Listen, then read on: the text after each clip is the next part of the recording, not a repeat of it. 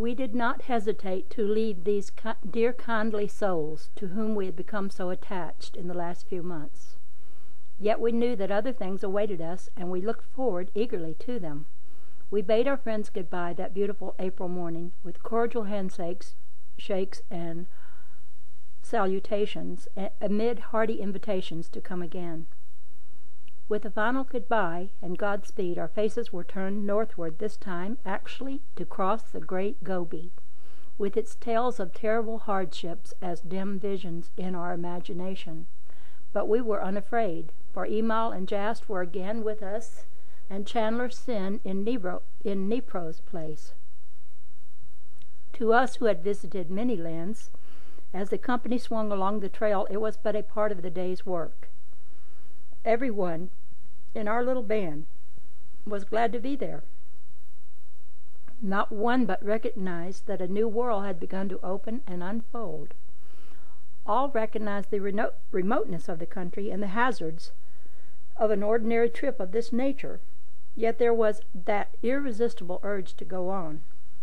With the absolute confidence we had in our great friends, all fear of our thought of inconvenience for self was thrown to the winds, and we entered into the zest of the thing with the enthusiasm of schoolboys. We were accustomed to the remote places of the earth, but never had we experienced a country so remote, yet one where we could travel with the freedom and ease that we were experiencing here. Do you wonder that we were infatuated with the country and our benefactors? We felt that we could go right on north until we had negotiated the polar regions and conquered them. We had not gone far when one of our party remarked, "If we could travel as those fellows can, this part would be easy. Just because we cannot travel as they do, they plod along with us." All went well until the evening of the 7th day out. At about 5 o'clock that afternoon we were just emerging from a deep ravine, which we had followed down in order to gain access to the more open country below, when one of the party called out that there were horsemen in the distance. We turned our glasses upon them and counted 27 horsemen, who seemed to be fully armed. We reported this to Jast, and he said they probably were one of the roving bands that infest the country. We asked if they were one of the bandit bands, and he said that he suspected they were, as they did not appear to be tending any flocks. We left the trail and proceeded to a clump of trees and made camp for the night. While the camp was being prepared, 2 of our party crossed the stream near which we were camping and climbed to the top of a ridge that would give them an outlook over the rolling country. When they had gained the summit, they stopped and, placing their field glasses to their eyes, stood for a moment, then turned and hurried toward camp. As soon as they came within hailing distance, they reported that the party of horsemen was not over 3 miles away and was riding toward our camp. At this time someone remarked that he believed it was going to storm. We looked, and sure enough there was a heavy bank of clouds gathering in the northwest, and fog was drifting in from every direction. We became very uneasy, as we could now see the band of horsemen through the approaching storm, coming down a rolling slope directly toward our camp. We were very much disturbed about the appearance of this band. Although there were 32 in our party, we did not have a firearm of any description. At that moment the storm broke upon us with all the fury of a blizzard. For a few moments the wind lashed and roared and drove the fine particles of snow around us with the fury of a 70-mile gale, and it looked as if we would be obliged to move our camp to escape the falling limbs that were being broken from the trees by the storm. Then everything became calm where we were, and we thought for a moment that it had been only a squall, such as often happens in that country, and that it would soon blow over. Since there was a dim half-light which enabled us to see, we turned to and set the camp in order. We were occupied with this work for about half an hour, and had not given a thought to either the storm or the supposed bandits who had caused so much uneasiness a short time before. As we stopped a moment for breath, our chief walked to the entrance of the tent and looked out, then turned and said, "The storm seems to be raging a short distance away, but where we are there is scarcely a breath of air stirring. Just look, the tents and trees around us are hardly moving, and the air seems warm and balmy." A number of our party followed him outside, and we stood for a moment wondering While we had been in the tent and occupied, we had been half conscious of the noise the storm was making, but we supposed it had blown over and was traveling up the ravine. As some of the storms in that country come on like a cyclone and travel for miles before they expend their fury, and after they have passed there is a dead calm. This was not the case here. The blizzard was raging with all its fury within 100 feet of us, but where we stood, the air was still and warm. Our former experience had been that the cold was intense and pierced one through and through, while the wind drove the icy needle-like particles of snow around and along with it in blinding fury, until one was nearly suffocated.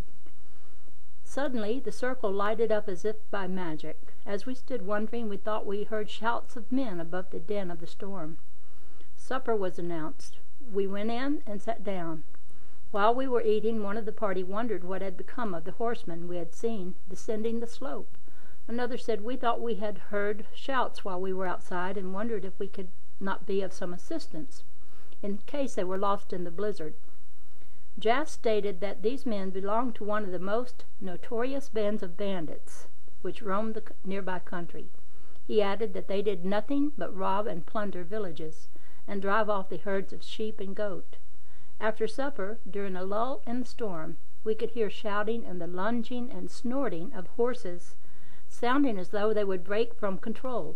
Although they seemed but a short distance away, we could not see them, so dark and dense was the snow that was whirled along by the wind. Neither could we see any sign of a campfire. In a few moments, Emal arose and said he would invite them to our camp. Unless they were well prepared, it would be impossible for man or beast to survive the storm until morning, as the cold was growing intense outside. As he was preparing to leave the tent, 2 of our party asked to be permitted to accompany him. Emal seemed pleased. He accepted, and they disappeared in the storm. After about 20 minutes they reappeared, followed by 20 of the bandit band, leading their horses. They told us afterwards that 7 had become separated from them and were probably lost in the storm. Those who gathered in our circle were a unique and motley lot of half-wild-looking creatures. The moment they entered the circle of light, they became suspicious that there was some plot to capture them.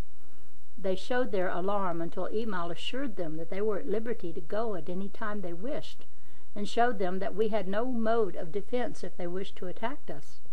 This, their leader said, they had been prepared to do when they saw us emerge from the ravine before the storm came on. After the storm came, they had become bewildered and lost their way, so they did not know where their camp was located. When Emal and 2 from our party had found them, they were huddled together against a cliff about 100 yards downstream. The leader said if they were driven out, they would certainly perish. Emal assured them that this would not happen. They made their horses secure for the night amongst the trees, then gathered in a group by themselves, sat down, and began eating dried goat meat and yak butter, which they had taken from their saddle pouches. While they were thus occupied, they kept their arms near at hand and would start and listen at any increased sound. They talked and gesticulated freely. Jas told us they were wondering at our equipment and the light, why the wind was not blowing, why it was warm within the circle, and why the horses were so content.